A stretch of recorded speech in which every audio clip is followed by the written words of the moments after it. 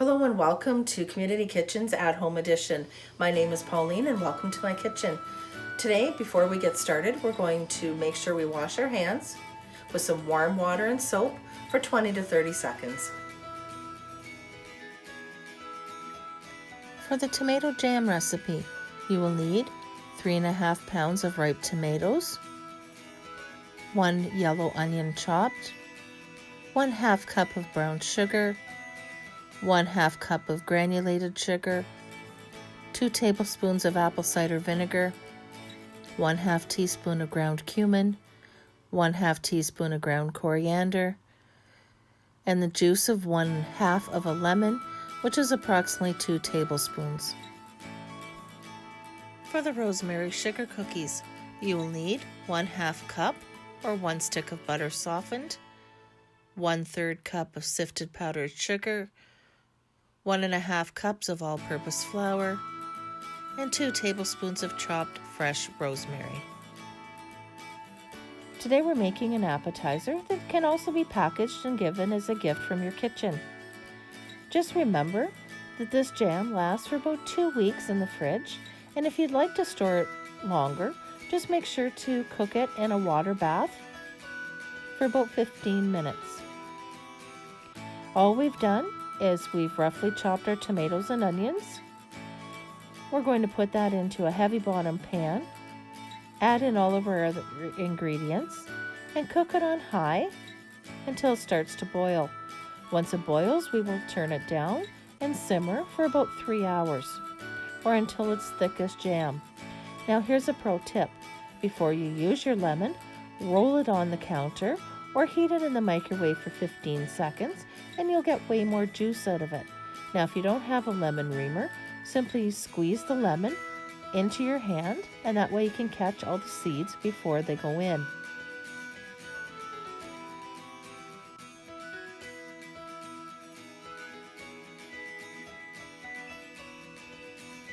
While our jam is slowly simmering away, we're going to work on our cookies.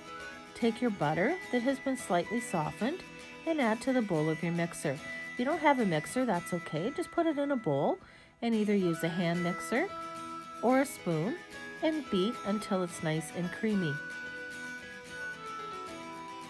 When we get to the creamy stage, we're going to measure out our icing sugar by dipping our measuring cup in, overfilling, and using the back of a knife, flattening off the top so we have the correct measure.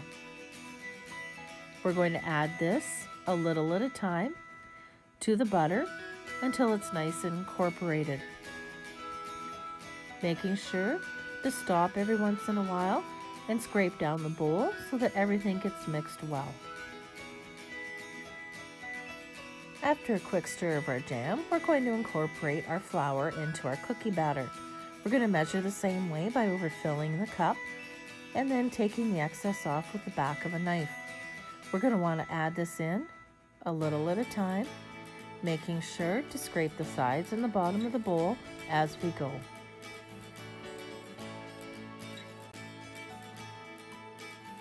Next, we're going to prepare our rosemary by simply pulling the leaves off the stem and chopping finely.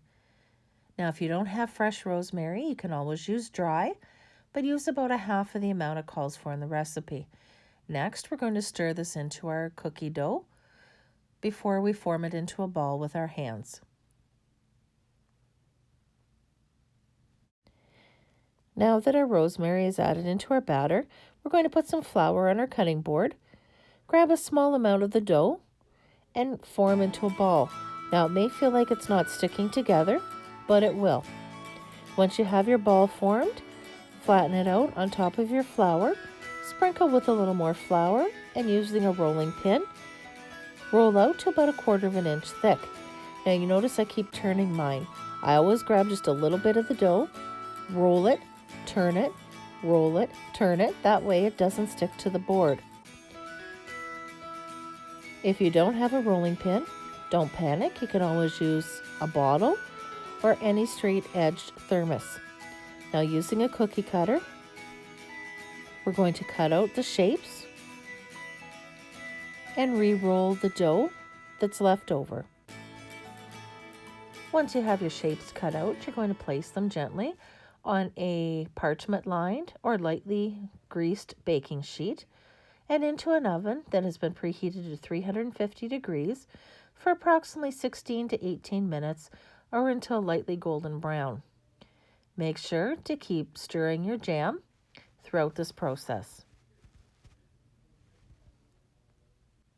To serve as an appetizer, simply add some of the jam to the top of each cookie.